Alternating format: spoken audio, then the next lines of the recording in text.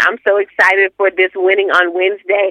I'll tell you, we just come off the heels of insecure leadership, and so this takes us right into self-awareness for that self-promotion. Because oftentimes, Jermaine, we are in the workplace, we have our goals, our desires, and our aspirations, and we are looking for that promotion, that position, and that increase in what we love to do. And so with that, we talked about the insecure leaders, and I also want to give us a taste of the self-awareness, because oftentimes insecure leaders lack the self-awareness. And as employees and also leaders in the workplace, it's critical for us to be self-aware.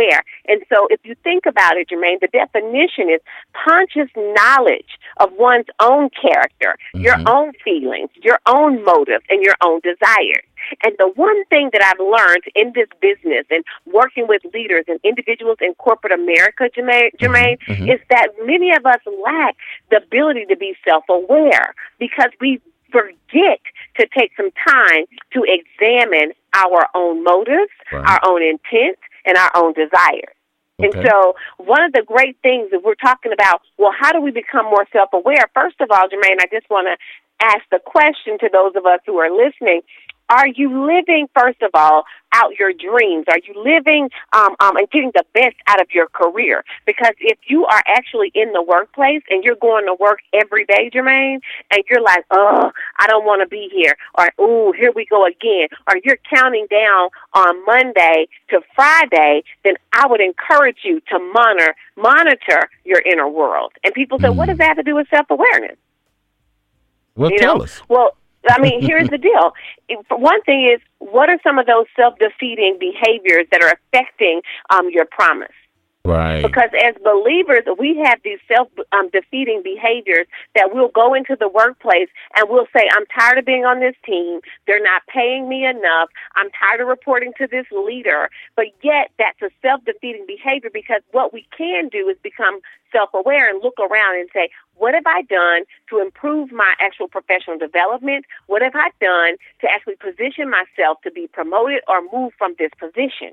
Wow. Okay. And that's a part of being self-aware, Jermaine. I mean, it takes courage to become self-aware. Because you're going to have to take what do you call that? You're going to have to take a microscopic view of yourself and your inner world. You're going to have to take a hard look and say, what are my gaps and what areas am I great? And that's one thing I want to share with the WOW listeners out there. If you're listening, do not be afraid to examine yourself. Do not be afraid, because what self-awareness does, Jermaine and WOW listeners, it allows us to know our greatness and it allows us to know our gaps.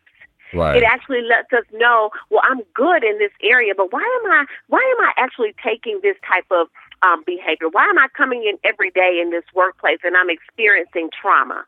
Why is it every day I'm coming in here and I'm crying in my car?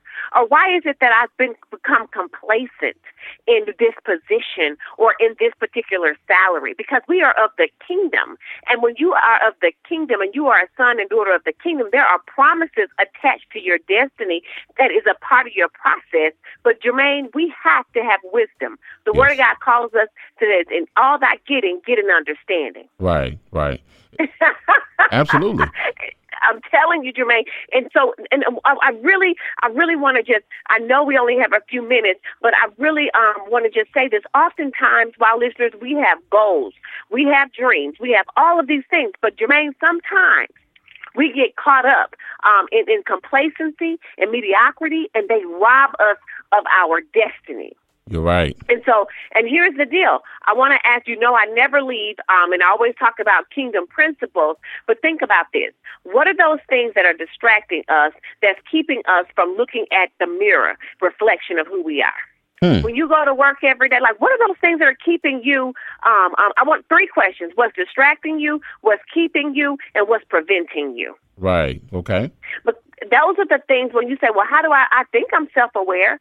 But if you are not living out your best self, listen, I was on a job for years and I was waiting for the promotion. I would position myself, but I was not bold enough to say, let me take a deep look at my own actions to see why do I feel like I am waiting for permission to move into a position. I have a right to move into a position. It's not necessary. So you have to be self-aware. What are you doing What are those things that are not aligned with your mission, even in the workplace, Jermaine? We talked about this. Insecure leaders come out when they feel that there's a threat. But when you are moving in your self-awareness, there's a mission and a purpose. And so I want to talk about Nehemiah really, really quickly, because the one thing about Nehemiah, he was very self-aware. And people say, what do you mean, Dr. Kimberly? Because Nehemiah had a passion and a mission. It was all just innocent conversation. He was talking, and it's like, hey, what happened to people down there? You have to build that wall over there? And just what happened to them?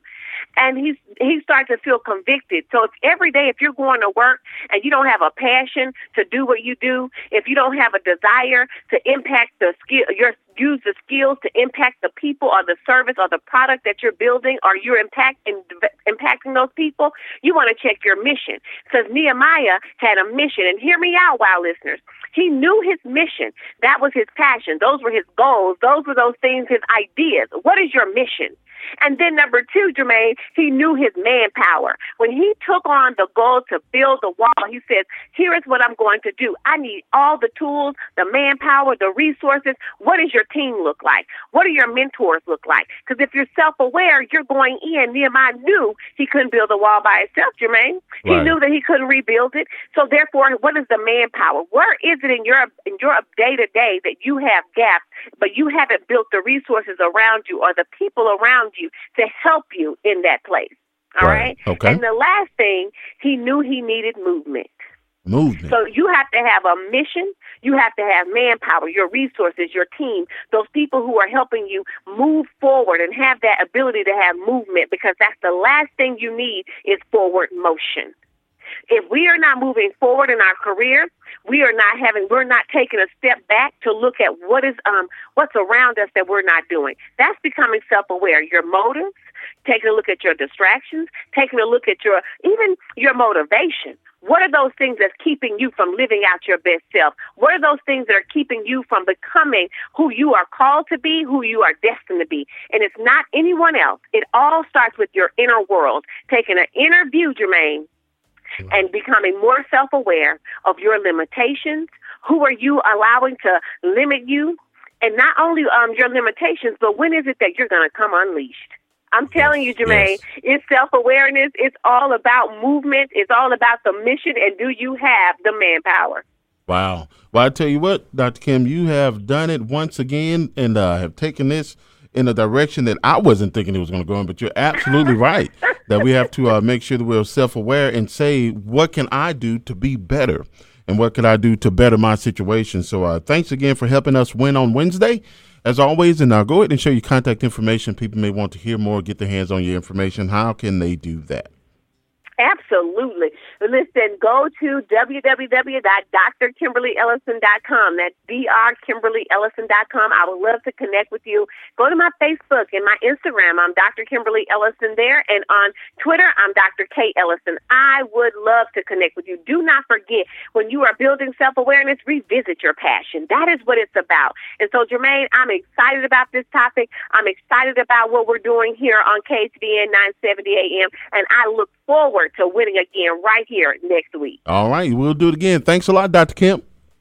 All righty. Bye now. All right. That's Dr. Kimberly Ellison helping us win on Wednesday, as she does every Wednesday. And we definitely appreciate her for sharing with us, bringing us a wealth of knowledge and information using kingdom principles and the Bible. So we definitely appreciate her. More music is on the way on the only 24-hour gospel music station. That is Heaven 97 KHVN, where you're listening to The Evening Show. I'm Jermaine Simpson, your host.